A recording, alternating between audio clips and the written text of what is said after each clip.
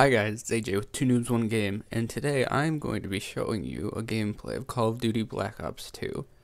I'm currently playing Team Deathmatch series on League Play because this is the only section where my random class generator will work. Because I don't have every attachment unlocked, I don't have every gun unlocked, but in League Play you do. So we're going to be playing with what you see right there. It's an AN-94 with ACOG sight and grenade launcher, secondary missile launcher to shoot down enemy aircraft, whatever, and a few perks. Mostly, I'm surprised though that the perks that were randomized, and I'll put the site where I got the random class generator in the description, but the perks for the most part were pretty stealthy. I think we had Ghost, that one that makes you invisible from enemy aircraft. I don't remember what that's called. Tactical mask, and I think that might have been it, but it just overall gave a very stealthy class appearance.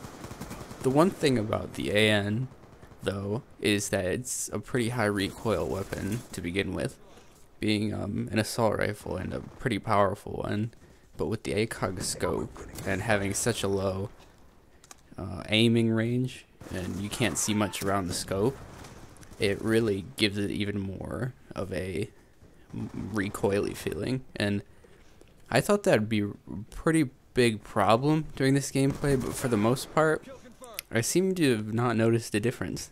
I've played with the AN before, never with an ACOG on it though, because it's kind of weird, but I feel like even though it should have been more recoil intense, it seemed very manageable with the ACOG on it.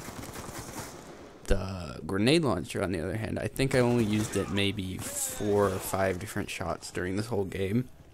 It was interesting. You saw earlier I got a kill with it, which after patching Modern Warfare 3's noob tubes, you know how after Modern Warfare 2 people got so angry about the grenade launchers that they decided to pretty much just wipe the damage and make them hard to kill with. You saw earlier that kill was pretty intense, 1 hit. And it was sort of close to him, pretty close, but I didn't actually expect that to kill. That was pretty interesting. As you can see there, the AN is pretty good at close range. It's got, as I said earlier, a very high damage rating that puts it on par with the FAL when select fires on it, but obviously not on that high of a tier of shooting though. The overall class, I was surprised how good it worked. It went pretty well. When I randomized it, I looked at it and I thought, wow, this class is gonna suck. An ACOG scope on the AN and a grenade launcher. I could have a quick draw handle. I could have the stock. I've noticed that when you aim down the sights on this, it's very, very slow moving around.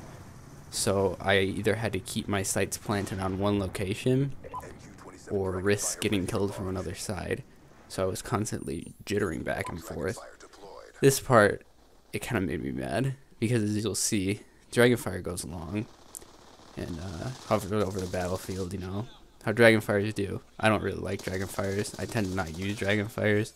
I get 1 kill, and then, as you can see, the entirety of the enemy team is just hanging out over there and shoots my Dragonfire down after 1 kill. There's a bit of disappointment, but that's how the game is, I guess. Talking about the score streaks, there was Care Package, Hellstorm Missile, and Sentry Gun. And for this map, unless you're hardcore camping, high score streaks are pretty rare. So the Sentry Gun, I never ended up getting. The other 2 I did, and I would have assumed the Hellstorm Missile would have worked better, being such a small map and with the spawn switching so often. But as you see here, I try and go for them, but I notice they're in the house. So I get these 2 people who aren't moving at all, and almost take out a care package helicopter along with them. The Sentry Gun probably could be lowered to a slightly smaller kill streak. Maybe like, I don't even know what comes after Hellstorm Missile. This guy right here surprised me. He's hiding behind the care package. I had no idea. That made me laugh. Regardless though, the perks are pretty good. I mean, they're decent perks. I didn't get some of the like dead silencer awareness with footstep sounds being pretty much unhearable in this game. It was decent. It gave me one concussion grenade, which I don't think I ever used during this fight because I tend to not use lethal or tacticals very much unless they're shock charges or black hats. I just don't even think about it. And the time that it takes you to pull the grenade out, you could very well get killed. So I didn't do that. And there is no lethal perk. I mean, not perk, lethal grenade, which I was a bit sad about because I came across a few moments like this one where throwing a Semtex in that general direction would have pretty much guaranteed me a kill if that had gone wrong.